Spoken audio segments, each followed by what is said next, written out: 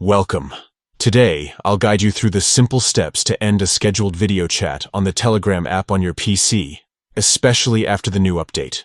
First, open the Telegram app on your computer. Once you're logged in, go to the channel where the scheduled video chat is happening. This is important because only in the channel or group where the video chat was scheduled can you manage or end it. Next, find and open the scheduled video chat. You'll see an option labeled Close once you open the video chat interface. Click on this Close button to initiate the process of ending the video chat. After clicking Close, a prompt will appear asking if you want to abort the video chat. This is your chance to completely end the session and remove participants from the chat.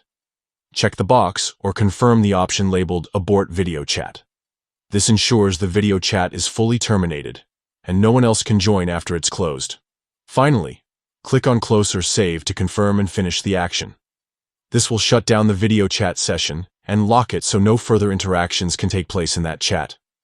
That's all there is to it. Ending a scheduled channel video chat on Telegram is straightforward with these easy steps. Open the app, go to your channel. Open the scheduled video chat, click Close, confirm Abort, and then Save. This way, you keep control over your video chats and can end them cleanly whenever you need. Thanks for watching.